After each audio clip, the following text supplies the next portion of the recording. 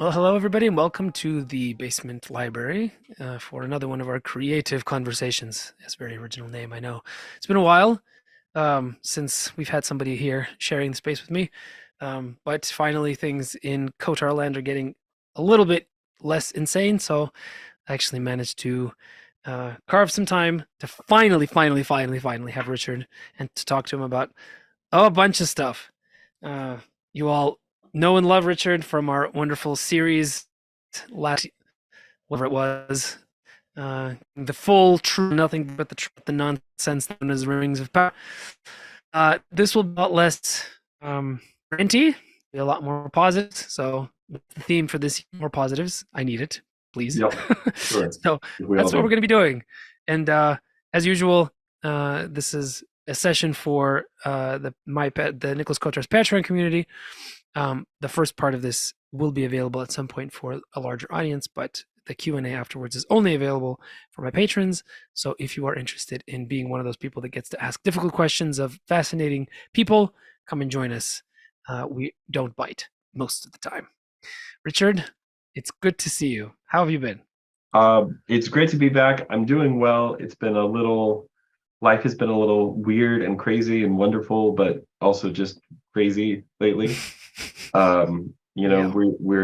Obviously the Kickstarter, that's the big thing right now. And so, it's one of those things where like for the next few weeks of your life, you just have to rearrange your life around this creative project, which you chose to do of your own free will. Mm-hmm. Fortunately, my long-suffering wife has been more than supportive.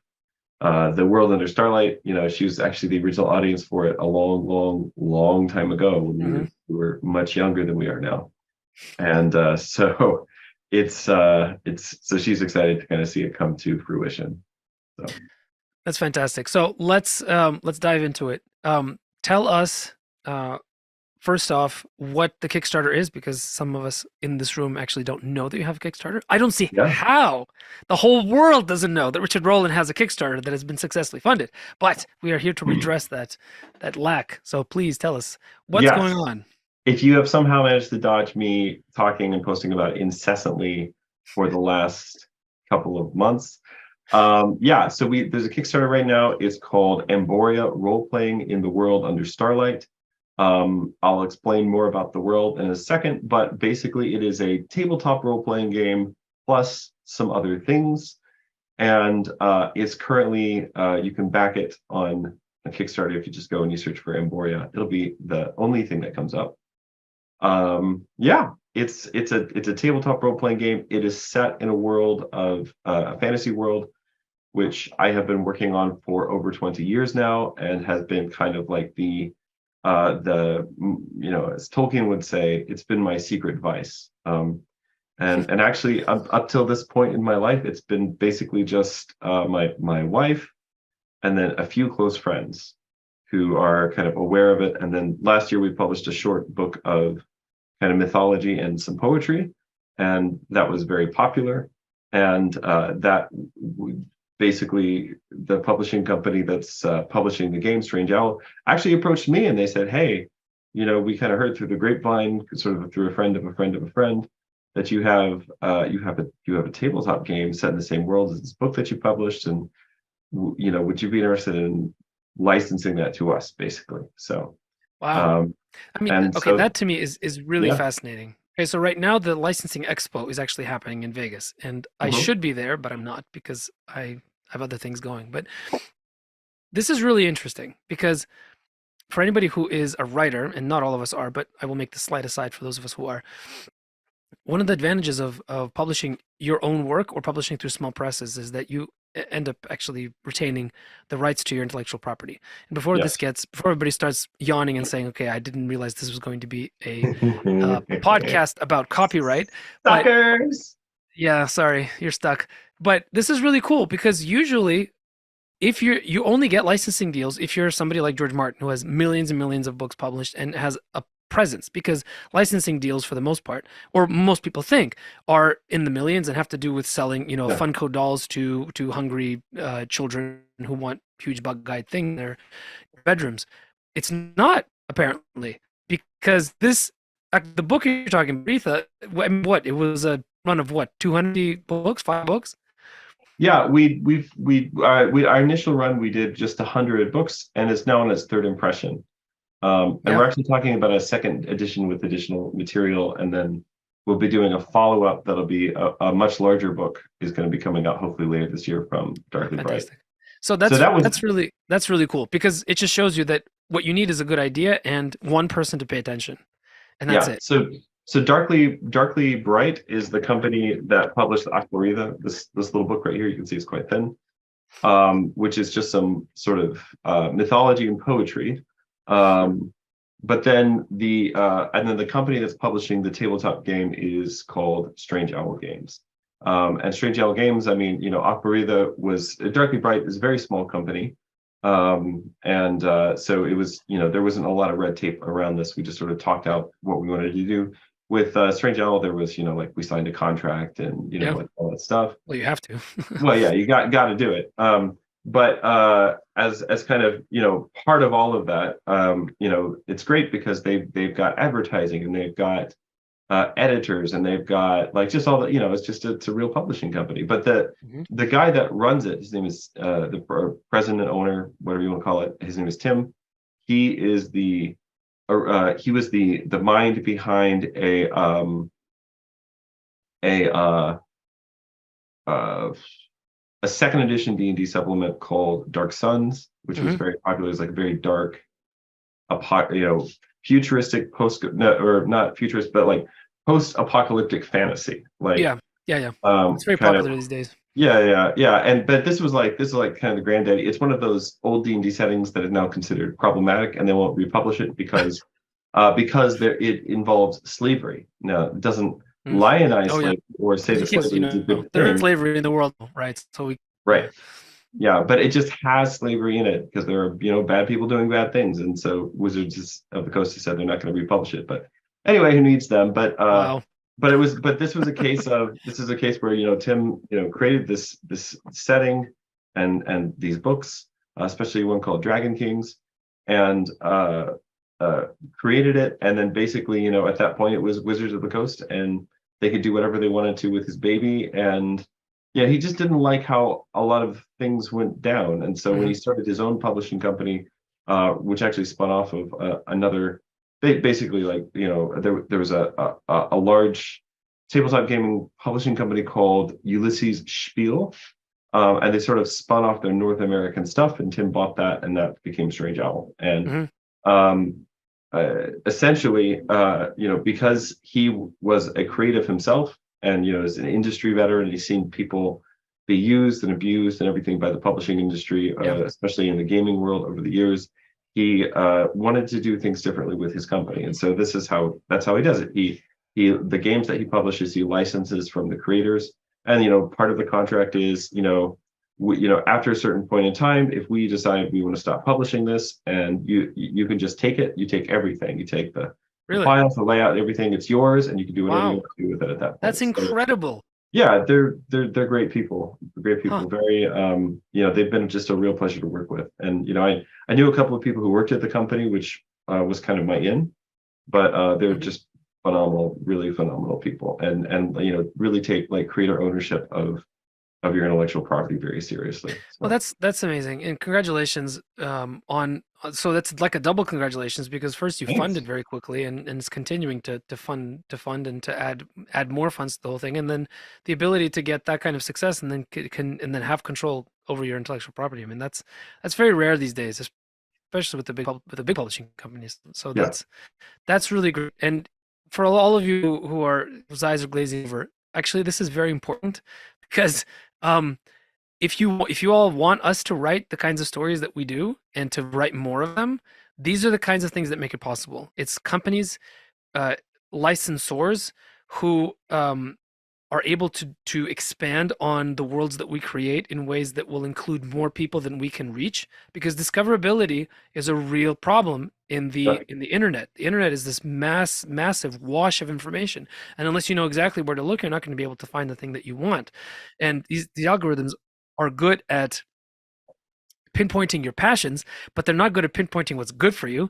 And sometimes the stories that you should be reading are not best aligned with you, with the things that the algorithms want you to binge on, and that's unfortunately the truth. So those of us who are writing, yes, exciting, interesting stories that are meant to be commercial, but are also meant to be something a little bit more, you actually really need the support of other people, other organizations, other networks that can then amplify what we're doing in ways that will reach out to the larger community and begin that thing that we're talking about, that bubbling change underneath that Jonathan is either plugging into or starting. I'm not sure which one it is. Yeah, for sure. Yeah. Yeah. So the Kickstarter is up. It's out there right now. We're at 35K. We've got some really cool stretch goals lined up, and all the stretch goals are like really neat things, like basically more content, and like STL files if you want to print out miniatures and things like Awesome. that. So, but yeah, happy to answer any kind of questions. Do you want to talk about the setting? Do you want to talk about like Well, what? we'll talk about the setting, but I actually Yeah. wanted to go back a little bit into the theoretical before we get down into the practical, um, because uh, this is we're just in an interesting moment right now, right? I mean, Yeah. with Jonathan's thing is going crazy. I had a very successful Kickstarter last year. Your Kickstarter successful. We're getting it. We're like transitioning from a period where you have a bunch of talking heads on YouTube discussing and kind of complaining about the culture into going in and actually doing stuff. Yep. And this is really exciting and really wonderful because this is a problem of the bro internet, right? Is that it's a much easier thing to Oh sit yeah. and talk and complain and point out all the evils of everything around you than it is to actually go in and actively start doing things. And not only because it's difficult to have the original ideas and to have the time and the discipline to actually go and create something, but also because the odds are stacked against you. Um, the gatekeepers for the big companies won't touch anything that is traditional, won't touch Yep. anything that is based in ancient storytelling tropes. And the only other way you have to do it is the internet, and the internet, as we said, is a massive. Um, it's a huge. Uh, what's the metaphor I'm reaching for? It's a crapshoot. You just It's a don't know what crapshoot. you're gonna get. Yeah. So I lost my train of thought, and I had a question at the end of that. But Richard, maybe you can save me. Where are we going with this? Oh, Yeah. Well, so I no, no, mean, I know oh, where go I'm ahead. going. Go ahead. So that being the case, what is it that you, I, Jonathan, you specifically with this thing? What is it that we're doing? Can you lay out a vision for Oh, this geez. storytelling that we're embarking on? Yeah, Man, that's a because heck of a it is a question. shared thing, right? It's rooted in the Inklings. It's rooted Yeah. in ancient modes of storytelling, but it's Yep. also something that is very practical and very real and very now. Yeah, so I think that one of the things that's really interesting to me about the kinds of things that we're doing is that we are, and actually probably the Inklings were doing this more than we realized they were at the time. Like it's easy to Mm, forget just how ahead of its time something like The Hobbit was when it came yeah, out.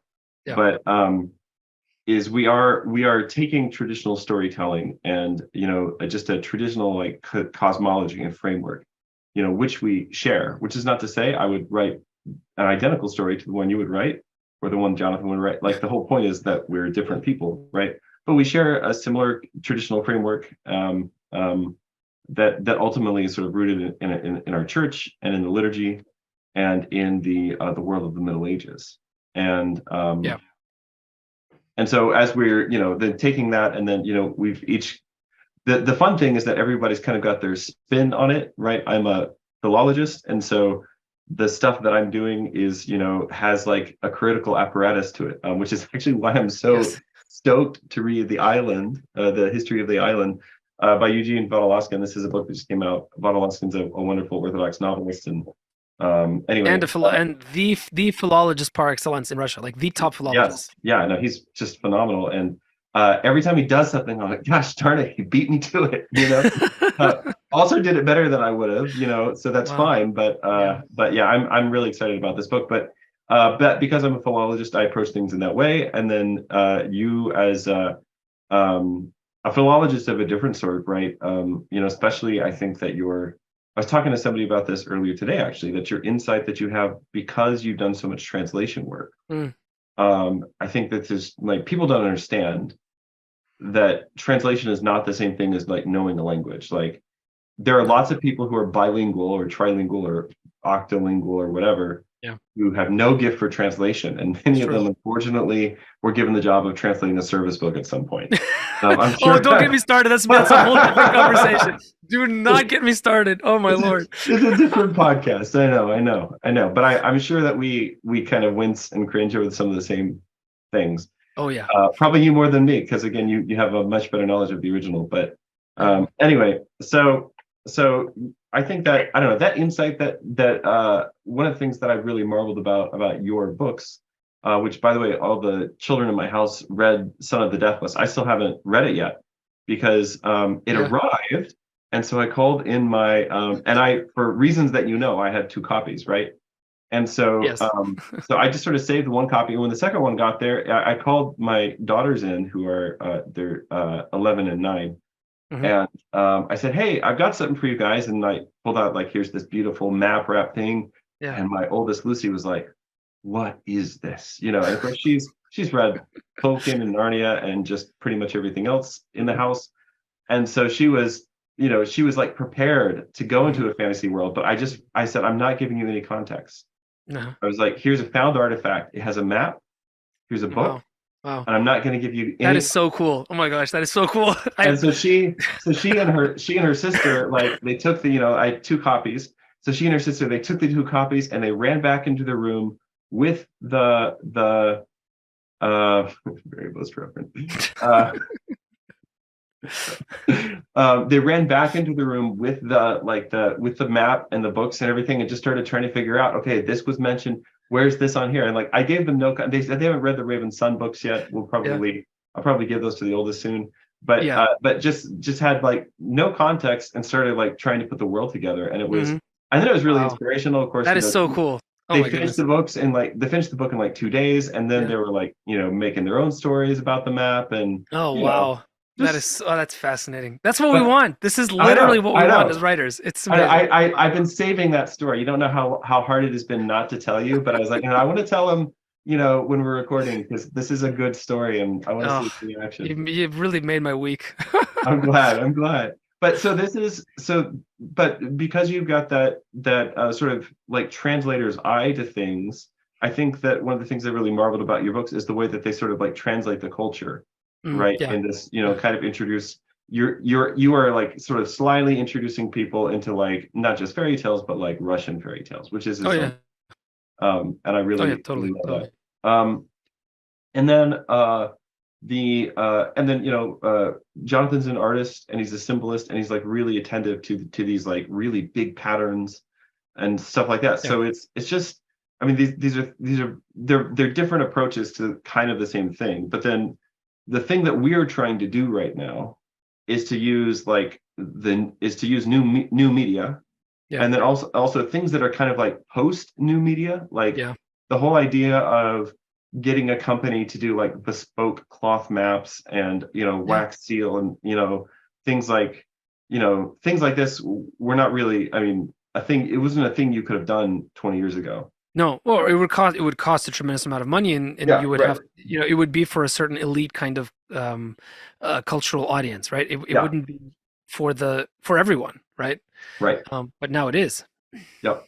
And so this is the thing that to me is just really amazing and remarkable about this moment that we're in, is that we're using things like crowdfunding, Yeah. using something like a tabletop role-playing game, for instance. And I'm sure people have questions about this. This is, I mean, the funny thing is, like, we all talk. We got to make beautiful things. We got to do this. And then as soon as you actually try to make something beautiful, the first Yeah. thing you get is resistance, right? Yeah. The Why are you okay, wasting your time? Shouldn't you be where you, praying?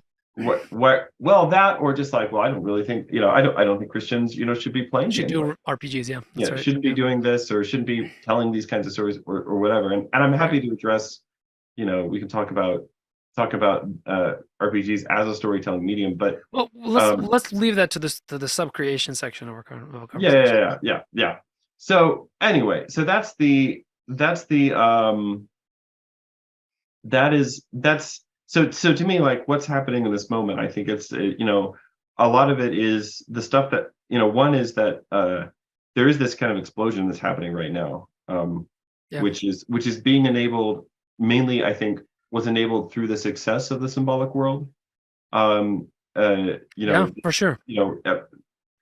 If I hadn't done medieval universal history, there would have been no audience for the game probably, or there would have been, but it would have been just significantly smaller. You would have had to work a lot harder. It would have just been people who are interested in games, right? So I'm deeply Yeah. grateful to Jonathan and to the whole symbolic world community because of that, and actually been running a game for some symbolic world people and recording it, and that's been a ton of fun, Yeah. really, really great.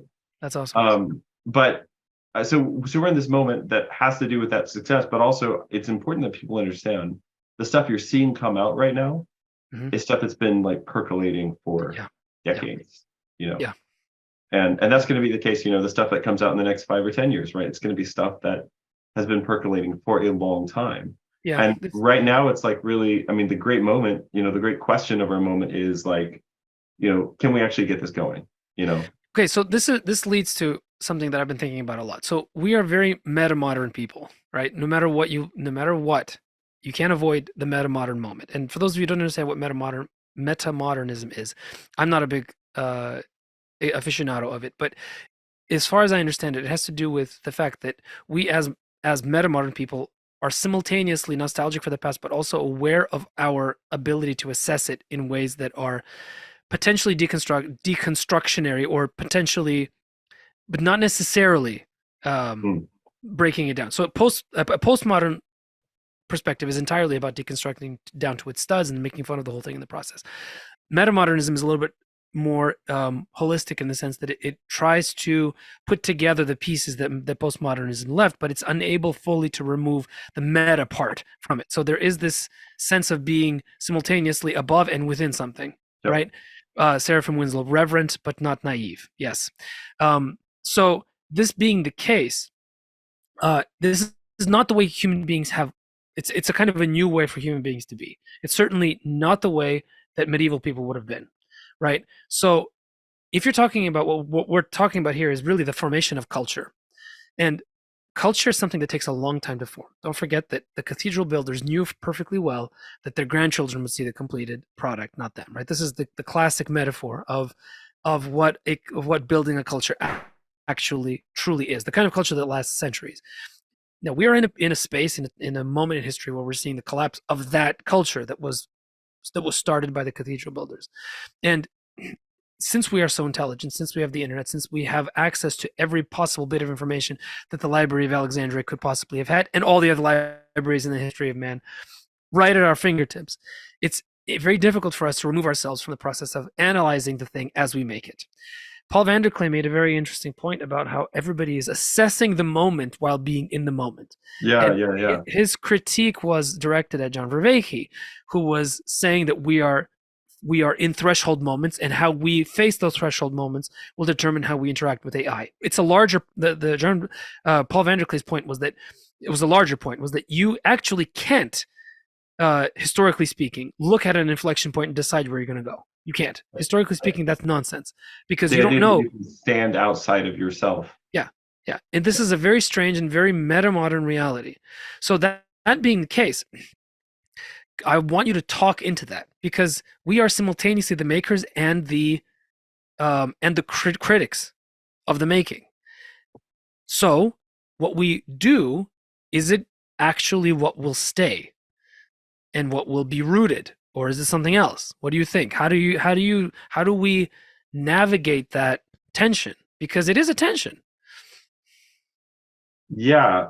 I mean, as far as whether or not the thing you do is gonna be rooted and stay, there's almost no way to control that, because it requires. Yeah. I mean, so like to put on my critic hat for a second, I believe in 100 years. Yes, I believe in 100 years, people will still be reading The Lord of the Rings. Yes, it's good. It's but not necessarily Narnia.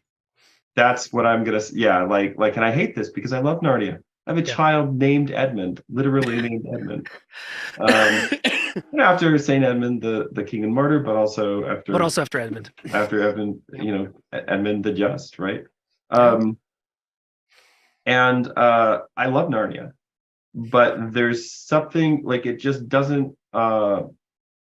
it doesn't go down far enough. And that's not to say nobody in 100 years will be reading Narnia, but Yeah. it won't be, people will be like, oh yeah, this guy, he was a friend of that Tolkien guy, right? Oh, that's right, Yeah.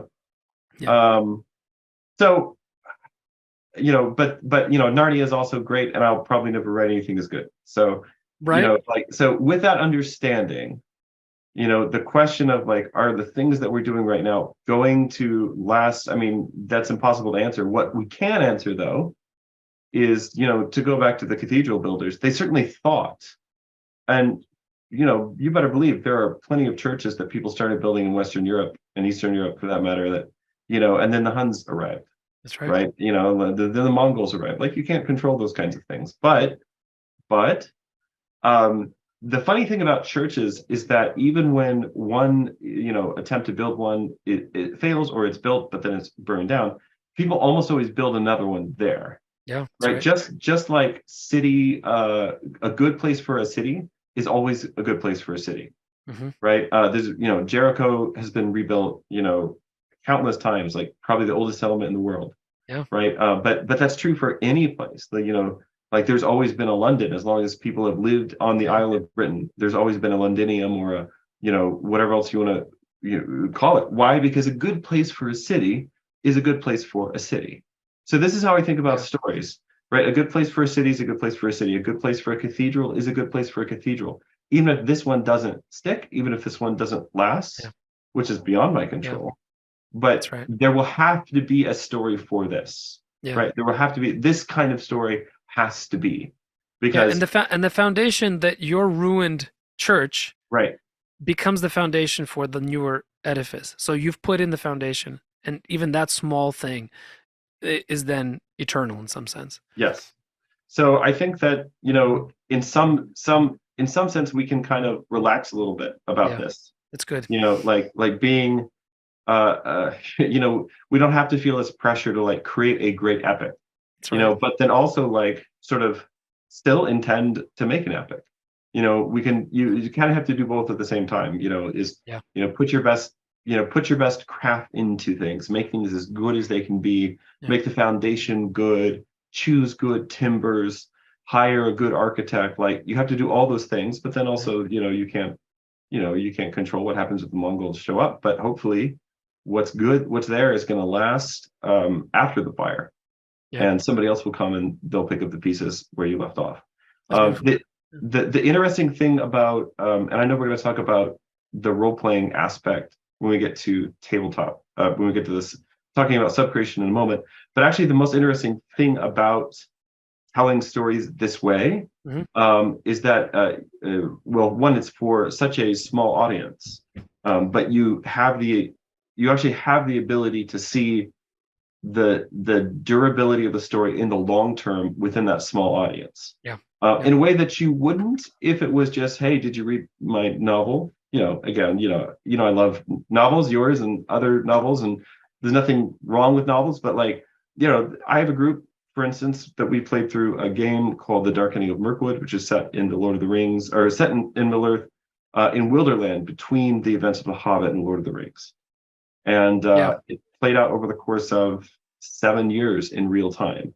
Well, 7 years was enough time for people to get married and divorced and have babies and like all that. But it was basically the same core group of people playing that whole time. And so all of our lives together, all the things that we experienced I converted to Orthodoxy during that time. That's I, amazing. Wow. we had like 3 children during that time. We had, went through like a really, really bad divorce in our family during that time. Not mine, Wow. Yeah. but like somebody in the group. Really. Saw people, hospitalized and on their deathbed and like all that stuff during that time, right? And so all those events are inextricably linked to the story that we played out together. Yeah. And that story is now, we still have, at least once a month, somebody will resurrect the old group text. We haven't played this game in several years now, Yeah. but somebody will resurrect the old group text about once a month and say, hey, do you remember the time when? And then everybody will be like, oh, yes. Oh, man. Oh, that was so great. Oh, this, So that story has been, durable. It's been lasting within that community. Yeah. Now, that story won't, by its very nature, it's ephemeral. Like it won't Yeah. last to, our grandkids probably won't hear about that, or if they That's do, right. it'll be like, this is a thing that granddaddy was into, whatever. But Yeah. they'll have come up hearing stories from my kids who grew up being raised on these kinds of stories. And those Hmm. foundations, like a good place for a church is a good place for a church, right? Those Yeah. foundations become the foundations of a story. And one of those kids, maybe my oldest daughter, who knows, right? One of those kids could be the next Tolkien. Yeah. Right. And it's a really interesting thing that you say about, and we'll get into the details of why role playing is a good sub creative exercise. But um, it's it's really the point you make about this being the best kind of laboratory for storytelling Yep. ideas is fascinating because it's true. You don't the feedback mechanism for any writer is always going to be very limited. The best that most writers can do is hope for the kind of success that is independent of their craft. That it's just something catches, and that's a nice combination between good timing and good craft and a whole bunch of things. But it's largely independent, Cultural oftentimes, of the zeitgeist author. and like Yep. Yeah. there are a lot of hack writers who Yeah. did really well because it was just like it was the moment. Right, exactly. Yeah. And so ultimately even that kind of validation is not all that good because you don't really know what it was that pushed it into the Right. stratosphere. Was it the story idea, or was it just because it came out at this exact moment when this happened in history and people were, COVID being the obvious example. I mean, it Right. turned some genres into that were never popular into things that became multi-million dollar bestsellers. People like Colleen Hoover that nobody had ever heard of, and suddenly, she's making insane amounts of money because whatever that kind of thing became attractive to people after COVID.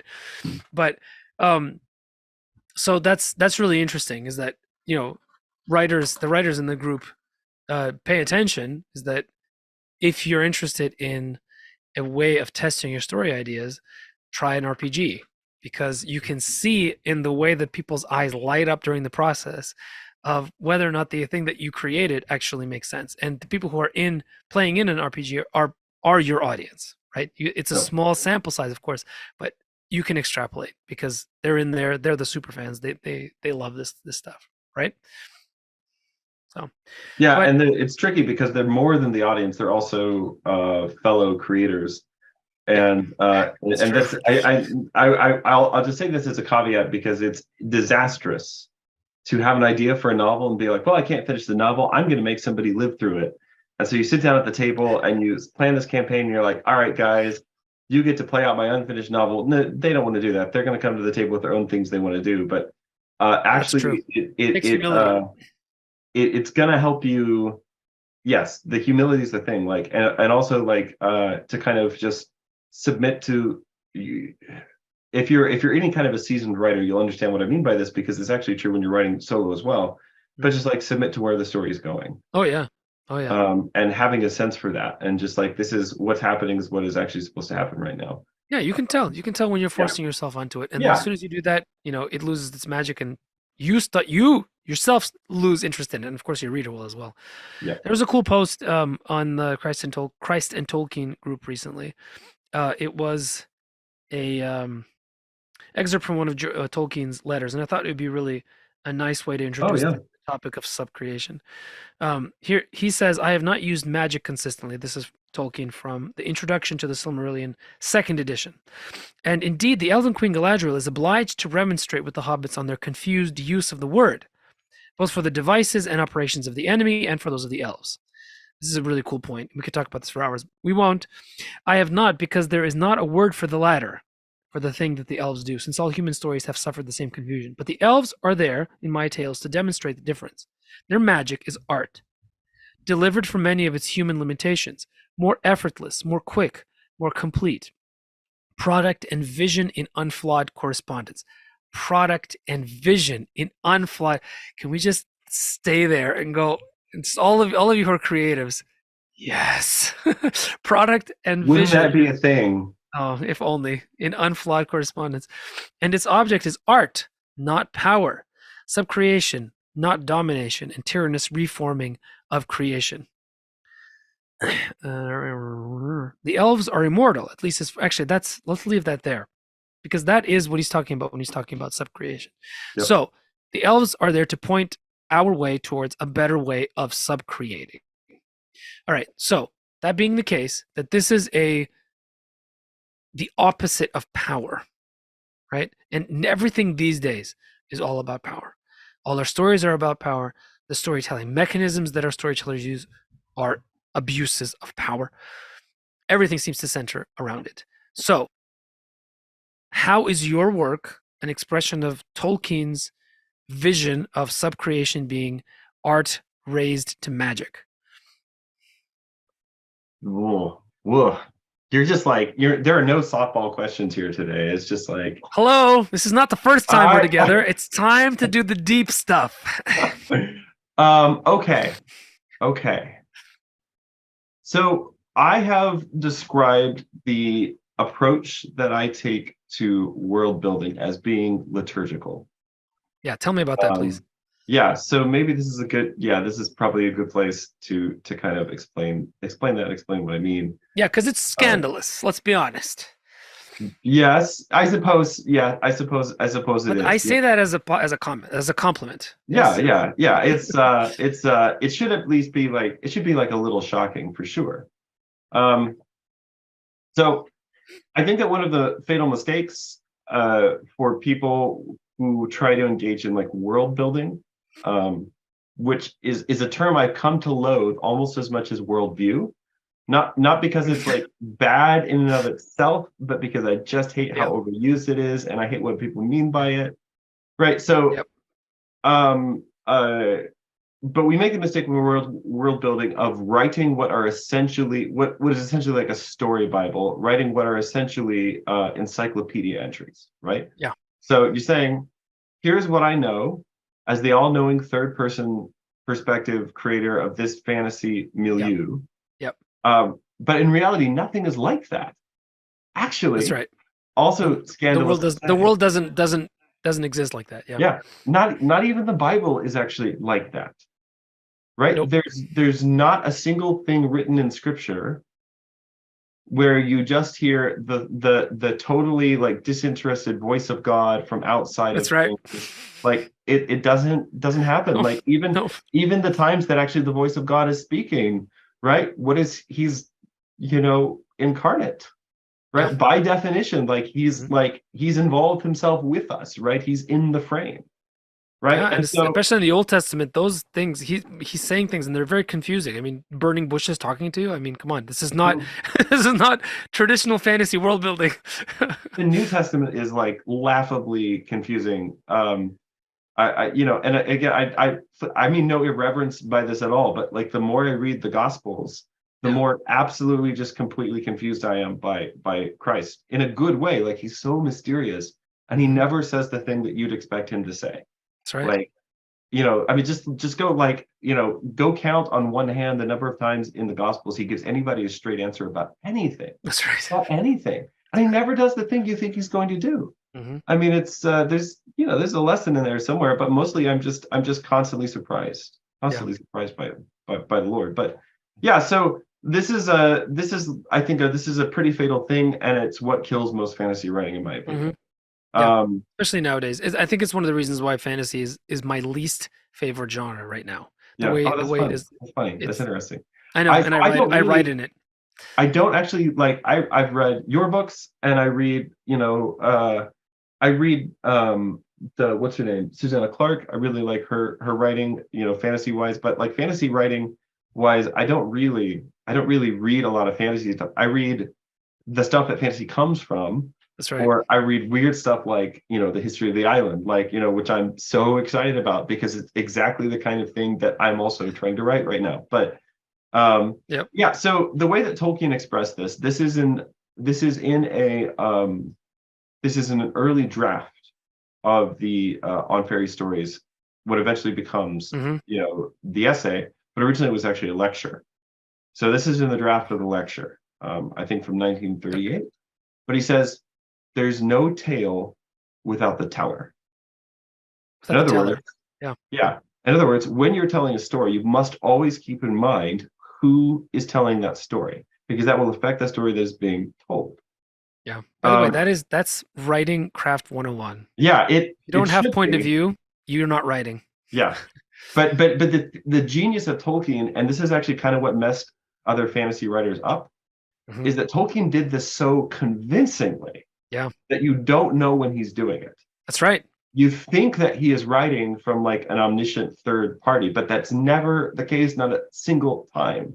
Nope. And so when people will go through like something like the Silmarillion and be like, oh, there's categories. This is where elves come from. This is where dwarves come from. This is where ents come from. This is where eagles come from. And then you come across something that's not any of those categories, Hmm. like Tom Bombadil, for Yeah. instance. And you say, and then people do one or two things. They'll complain, oh, there's no mystery in Tolkien, which is What? complete nonsense. But I've heard people say it. I've heard people say, oh, I just don't like Tolkien because everything's just overexplained.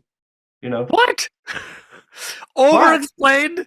What about the literary ruins that dot every single page? Good Lord. What are you, insane? Anyway. I mean, these are the same people who are like, oh, it's too morally simplistic. It's too this. It's Oh, too yeah. that. Yeah. Whatever. Great. Okay, Yeah. I don't have any help. I can't help you. No. But then Go also read like Martin.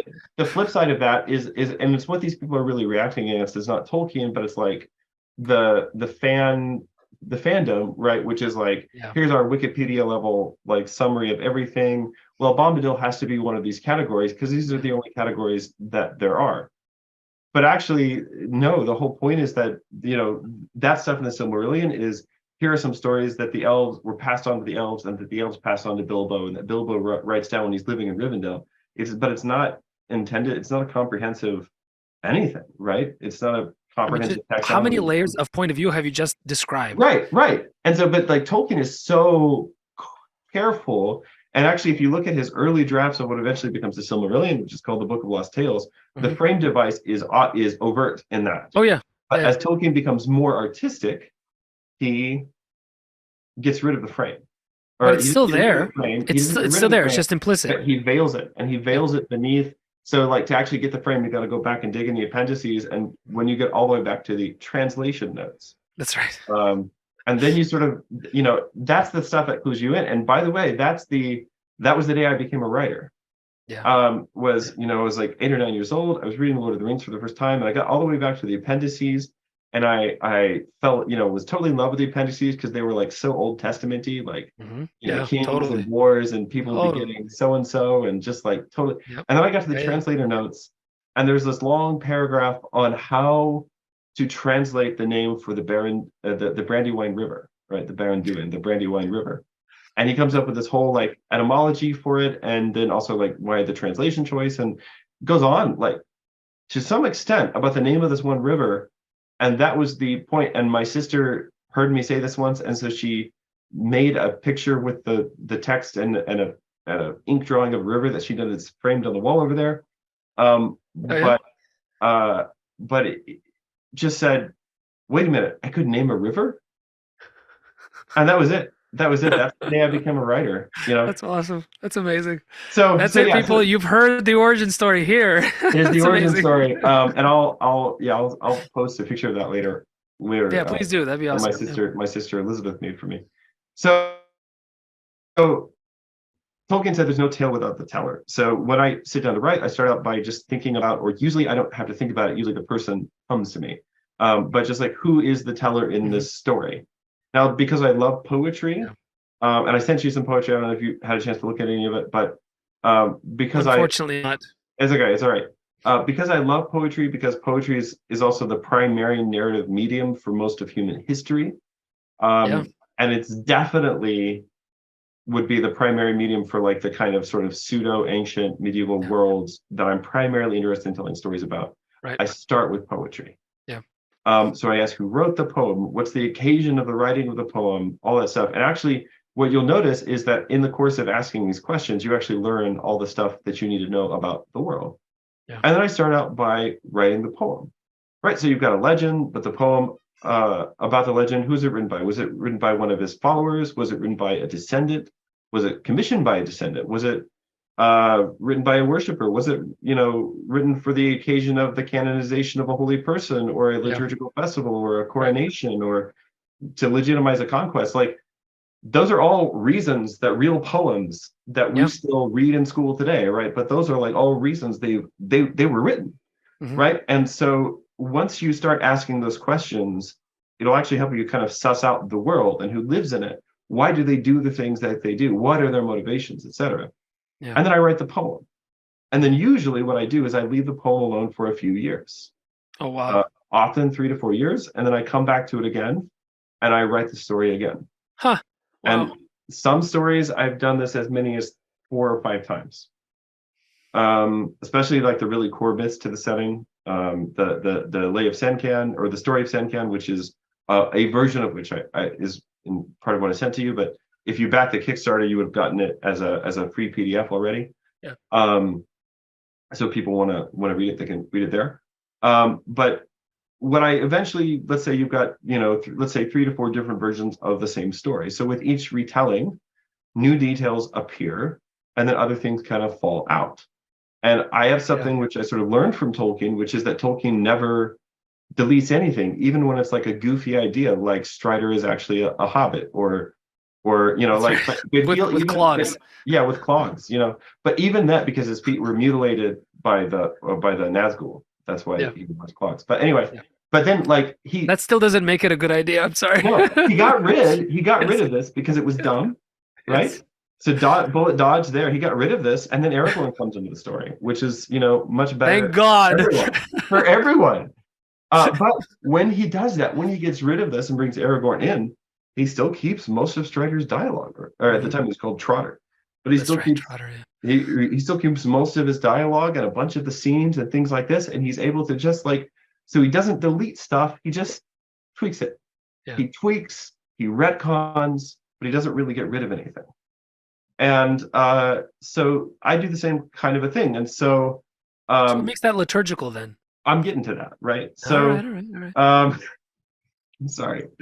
And so with each retelling, you usually have new details appear, others things fall out, strange new images, concepts that will insert themselves into your milieu as though through inspiration.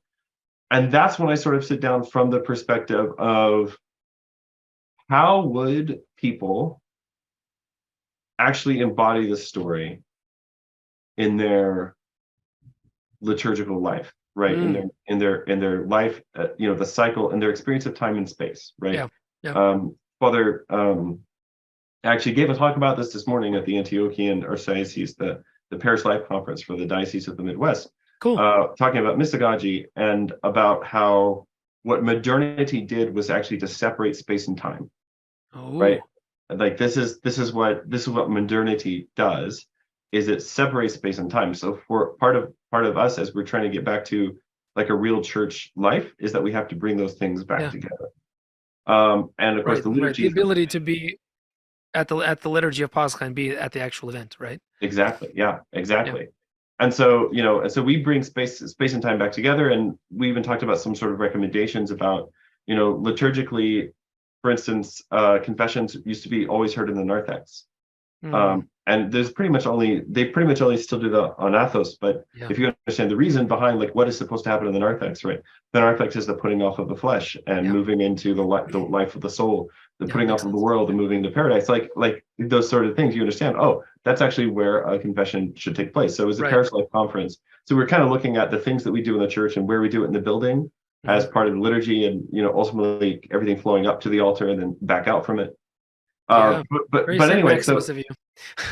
What's that? It's very Saint Maximus of you, but that was, I think, about a quarter of my slides were just quotes from his Ecclesiastes. I'm not surprised. Which it's incredible. It's an incredible book. that's the text that I've been obsessed with for the last 6 or 7 years. It's so good. It's the best. All right, so when I'll sit down at this point, I have a story, or a myth or a legend, but then I want to sort of ask the question: well, how do people actually interact with this? And I'm just obsessed in a goofy way. Maybe this is like a thing I need to confess, but like I've just always been obsessed with the question of, okay, but how would people pray in a fantasy world? Yeah, I love it. What's that look like? Like Yeah. I've asked that question. I can't I lie. really believe, and Tolkien said Jesus Christ, is the God of men and And angels elves. and Mhm. elves, right? How do elves pray? Tolkien actually did attempt to answer these things early on, and then he abandoned them, and then he came back to them again at the end of his life with some of his like more metaphysical and theological writings. But but for me, it's like a really practical question. It's not even like what's elven theology look like, Mhm. but like, do elves have morning prayers? What's that look like? How's that work? These are the things I want to know. And so what I'll sit down is I'll try to think about this, and here my study and research and the work that I've done on understanding how our own liturgical texts were composed, right, has a huge Mhm. influence. Yeah. But then so what I'll do is sort of sit down from the perspective of somebody who's like putting together the hymns for a feast, right? Mhm. Yeah. And I've sort of worked out like my own sort of like different structures for different kinds of hymns and stuff like Yeah. that. Yeah. Um, I love it. and but to bring together, because one of the things that's really neat about our tradition, for instance, is that we bring together biblical stuff, but also like the extra biblical stuff, like what's good in Yeah. it. And a great Especially in the hymnography. I mean, that's where you see it come right, out the most. right, exactly, especially in our a good example, obviously, there's the Feast of the Mother of God, but my favorite example is Pascha itself, right? Mm. All the stuff about Christ going down into Hades Yeah. and smashing open the gates and like all That's this right. stuff like from the Gospel of Nicodemus, That's right? right. Yeah. But we've enshrined it. We've given it the highest possible place that it could have Yep. in our church life, right? Yep. Yep. So sort of sitting down and bringing together the various traditions, which I've kind of organically been growing over the last few iterations, right? Yeah. And then solidifying them into like a sort of standard received hymnography, at least as of that point in history, Yeah. for that feast. And then again from the perspective, and then usually I'll sit down after that, but now from the perspective of a scholar living in like a later age. Right. And this is where the critical apparatus and all of my stuff comes Yeah. from. The And archaeology. I have like one particular scholar. His name is Rinsos, and he's the guy. Like, so there's a frame narrative. There are two nested frame narratives for the world under Starlight. And the first frame narrative is that Rinsos is putting the book together. Hmm. He's putting the book together, the Setzelnoer Amboria. He's putting the book together, but he has a frame narrative for the book he's putting together, which is that it's this that there's this poet who's fleeing, and he fleeing from some people who want to kill him, and he crosses the river and he comes to this cursed city, and the city was destroyed, by heaven because they violated the laws of hospitality an age ago, and they've been forgotten about. And so he's there in this cursed city, and the genius of the city basically is about to like wakes up and is about to eat him. Hmm. And he says, no, it sort of does as Scheherazade and says, let me just tell you stories until the sun comes up. Yeah. And then the city says, okay, but don't tell my story. Don't tell what happened here. And so Oh, interesting. then the book is all the stories like of Rinsos's people, but in the frame narrative, this is what the poet is telling the Chiron is the name of the city. But then of course the last story in the book is the story of Chiron and the city eats him. And Of that's the end. course. Right before the sun comes up. So City those eats are him. the, I love it. You so keep those are going the there. Keep yeah. going there. So those are the nested frame narratives for the book of Amboria, which is like the everything that's being published is like actually excerpts from that. Mhm. But it's really just a collection of multiple cycles of myth and legend, and then also a full liturgical cycle. So this is here. This is the first quarter of the liturgical year. Oh, look at that. Oh my goodness. That's hilarious. It's about it's about 300 pages. So this is the first quarter of the liturgical year, and it's just page after page like this. Wow. Um, and there are, man, I'm really nerding out. I'm sorry if this is too much. Please tell me. And No, go do it. there are rubrics for You have day, rubrics. and You're my like hero. like Oh my how goodness. like how deep litanies and Look, yeah, all that look, stuff. if the philologist Tolkien builds an entire legendarium based on the structure of language, then why can't you build an entire legendarium based on the liturgical cycles I don't of see an why not. imagined world? I don't see either. I think it's Obviously, perfectly obviously, legitimate. no one has stopped me up to this point. Um, so, so eventually, and then very often I'll also kind of do the same thing, but I will try to like think about like what is the apocalyptic reality of the story. Mhm.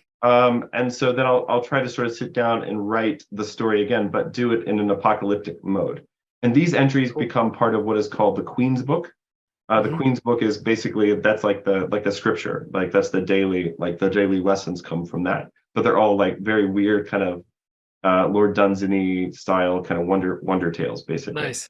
Nice. But it's divided up into and it's unfinished at this point, but because I do it a little bit, usually like one day at a time, and it's so I How haven't do you filled out find the the whole time to thing yet. do this? I Seriously. don't find the time to do this. I beg, borrow, and steal the time to do this. Like I Yeah. don't. You're a true Yeah, writer. yeah. Usually it's like, but I mean, most of my life for the last 20 years with my coffee every morning, I've just like sat down and tried to write 100 lines of poetry or to write out a story or just a little bit at a time. And it's been this entire time until really this last year. This has just been for myself and my wife, and then Wow. some of my friends. So it's had like a very kind of a personal audience. But anyway, so that's the fun thing about the Queen's Book is that the book is intended to be a perfect circle. So it's a Mm. story, it's a series of nested stories like the Arabian Nights are. But Mhm. then when you get to the very end of the year, it starts over again. Like Oh, the brilliant. next story that's nested is the beginning of the year. So it's That, yeah.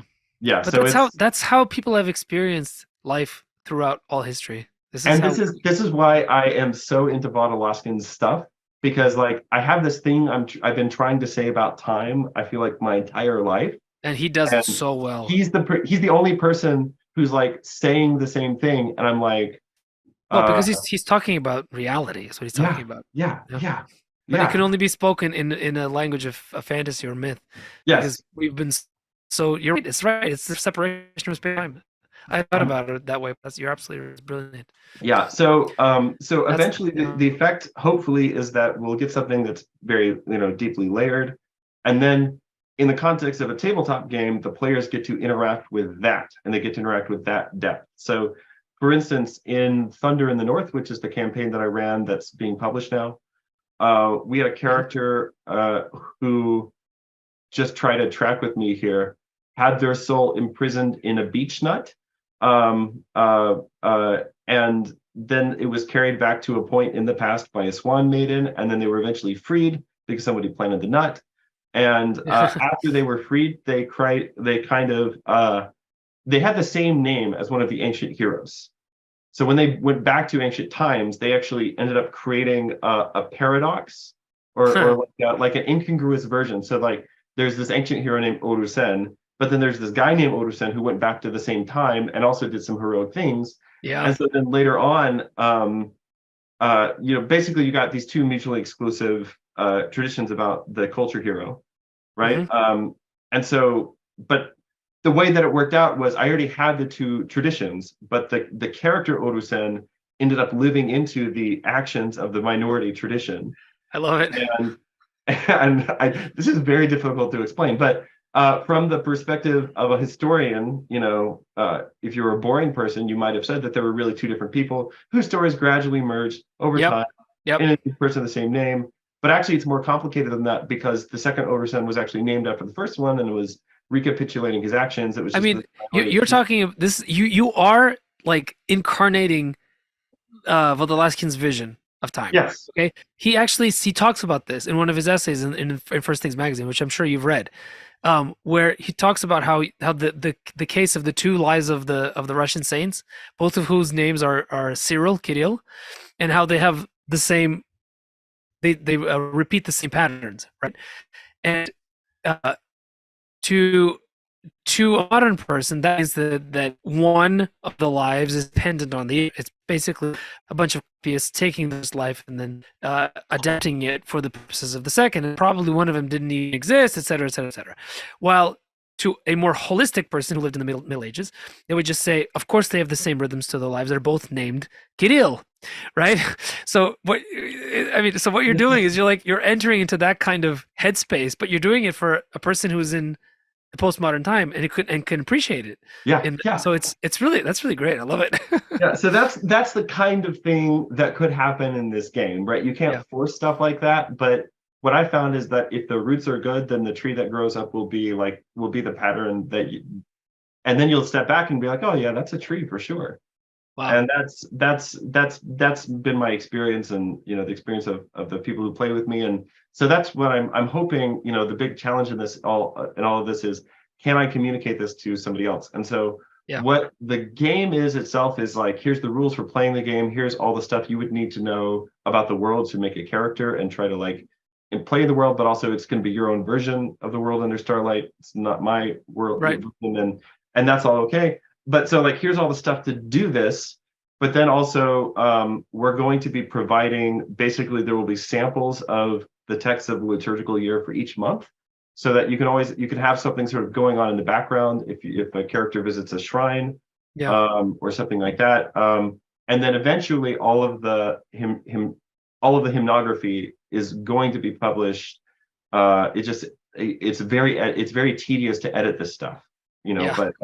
but eventually all the hymnography will be published through Darkly Bright Press. So that'll be our next book. Will be the So an that's the expanded book you're talking about? Yeah. Well, so our next book for Darkly Bright Press, sort of an Amboria, the sequel, is going to be an annotated copy of the first book of Odes. So the first book of Odes is like let's say the fantasy Psalter. It's the 30 odes, some of which are quite long, that every priestess has to memorize as part of her training. Yeah.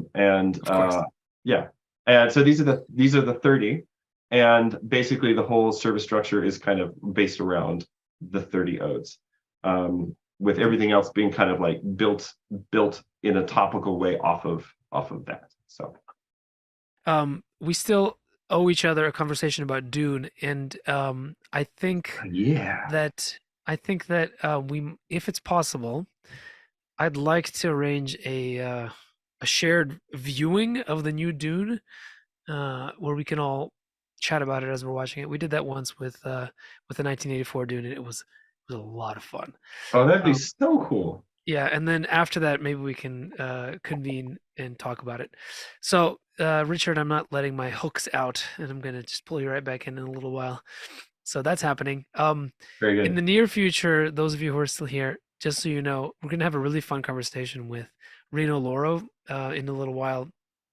He's going to make the argument that the Wes Anderson parodies, the AI parodies of Wes Anderson, in with reference to specifically Lord of the Rings, is the best way to make Lord of the Rings. He's going to make the argument that Oh, fun.